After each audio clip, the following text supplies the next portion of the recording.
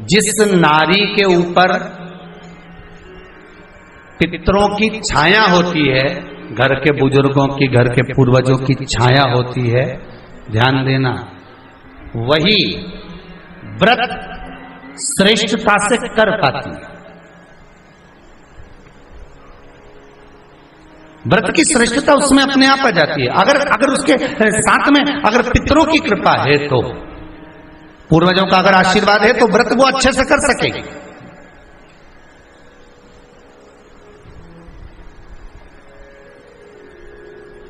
और सहज भाषा में समझ लीजिए, बहुत अच्छे से समझना इस बात को, कि मान लो, एक सरल भाषा में आप और अच्छे से समझिए उसको, बहुत अच्छे से, कि जिस व्रत के दिन आपका उपास है, सोमवार का, मंगलवार का, बुधवार का, गुरुवार का, तीज का, चतुर्थी का, पंचमी का, छठ का, किसी का भी अगर आपका व्रत है, और उस व्रत वाले दिन यदि आपको क्रोध आ रहा है, व्रत वाले दिन अगर आपकी प्रवृत्ति चिड़चिड़ी हो रही है, क्रोध आ रहा है, अपशब्द निकल रहे हैं, और रोना आ रहा है, क्रोध आ रहा है, बहुत सारे परेशानी उसी दिन तुम्हारे सामने आ रही है, समझ लेना कि तुम्हारे घर के पितृ भूखे जरूर है, अन्न भाग मांग रहे हैं। एक बात पहले भी कही थी, शायद आपको ध्यान में होगा, रात्रि को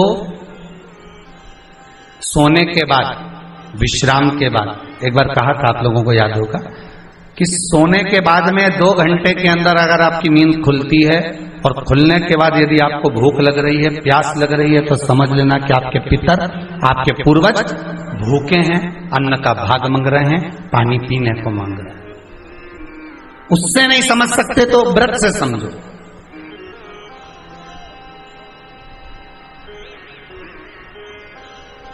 व्रत से समझो।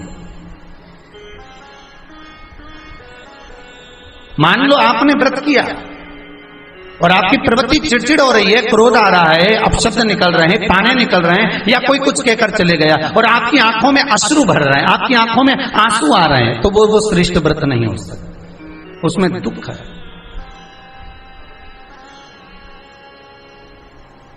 पुष्प ताजा है तो आप भगवान को दोगे, सही है कि गलत है? केला अच्छा है तो भगवान को दोगे, वो काला पड़ गया तो तुम भगवान को दोगे क्या? अंदर से गल चुका है तो भगवान को दोगे क्या? नहीं, आप भगवान को दोगे। कोई फल ताजा है तो आप भगवान को दे दोगे, कोई पुष्प ताजा है, अच्छा है तो आप भगवान को दोगे। अगर पुष्प मुरझा गया तो भगवान को दोगे क्या?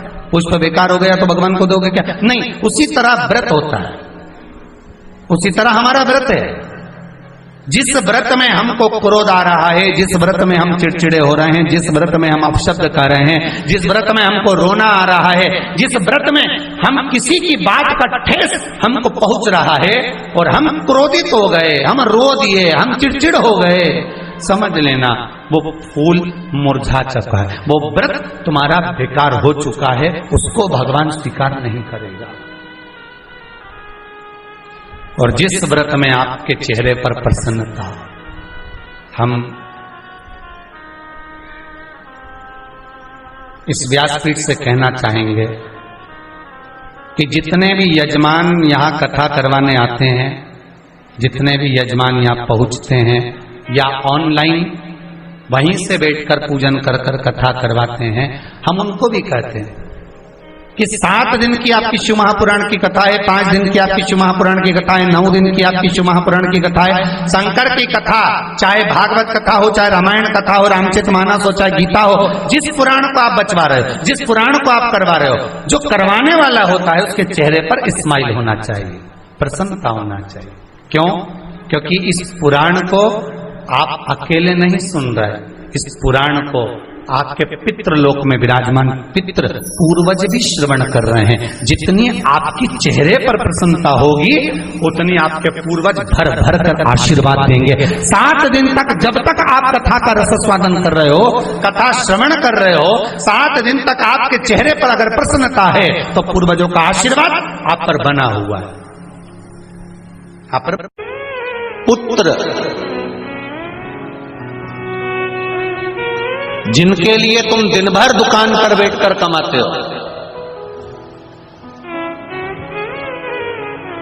जिनके लिए तुम खुद भूखे रह जाते हो और जोड़ जोड़ कर लाकर घर में देते हो, बंगला बनाते हो, गाड़ी लाते हो, हैंडसेट, मोबाइल, लैपटॉप, दुनिया का सारा ठाट अपने बच्चे को देते हो।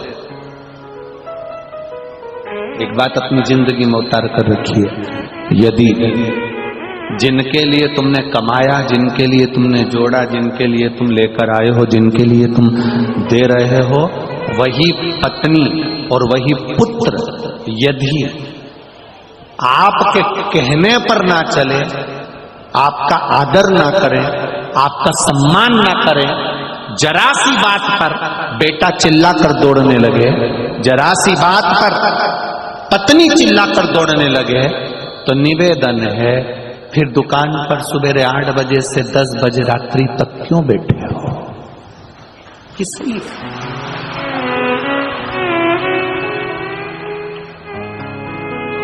किसके लिए कमा रहे हो? किसके लिए जोड़ रहे हो?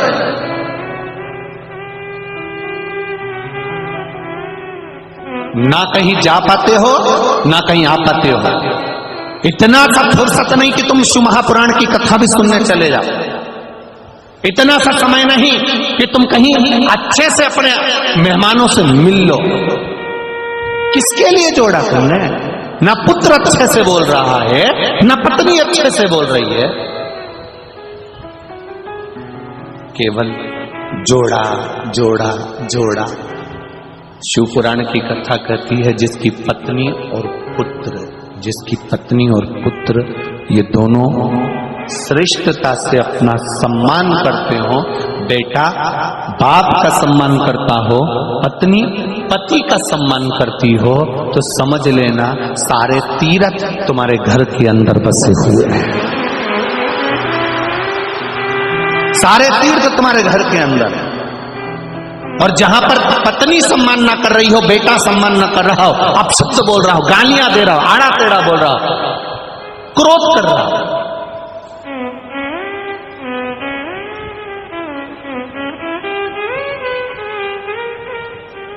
फिर वहां इतनी बड़ी बड़ी भगवान की मूर्ति भी रख ली ना, हरि विठ्ठल की, और खूब पूजन भी कर रहे हो, तो समझ लेना वो स्वर्ग नहीं है, वो आनंद नहीं, वो सुख नहीं, वो स्वर्ग नहीं है, वो सुख नहीं, वो आनंद नहीं है, उसमें आनंद की अनुभूति नहीं है।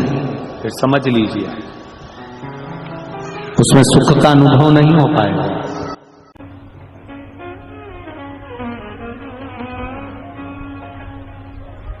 किसी ने कहा, गुरुजी आप कहते हो कि शिव महापुराण की कथा सुनने वाले, शंकर का भजन करने वाले, शिव महापुराण कथा श्रवण करने वाले, शंकर के मंदिर में जाने वाले, शिव जी पे 1 लोटा जल चढ़ाने वाले, इनकी 71 पीढ़ी तर जाती है। आप कह रहे हो 71 पीढ़ी तर जाती है, हम कह रहे हैं हाँ शिव महापुराण वर्णन करती है, उसमें क्या दिक्कत? ऐसा होता है? हमने कहा एक बात बताओ, तुम्हारे कुल में, तुम्हारे परिवार में, तुम्हारे घर में नहीं, तुम्हारे काका बाबा रिश्तेदार में अगर कोई मर गया तो उसकी सूतक तुमको लगेगी कि नहीं लगेगी? अरे बोलो, जम के बोलो, लगेगी ना। 5-6 पीढ़ी में कोई मर गया, सूतक तुमको लगेगी। 5-6 पीढ़ी में किसी के यहां बच्चा हो गया, बेटा हो गया, सावड़, तुमको लगेगी कि नहीं लगेगी? लगेगी ना।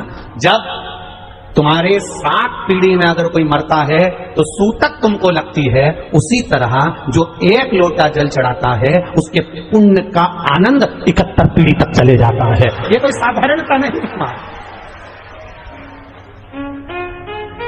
पुण्य 71 पीढ़ी तक जाता है, 71 पीढ़ी तक। आपका करा गया भजन, आपका किया गया कीर्तन, आपका किया गया मंत्र जाप, आपका किया गया नाम जाप, आपका किया गया स्मरण, ये आपकी कई पीढ़ियों को तार देता है, कई पीढ़ियों को।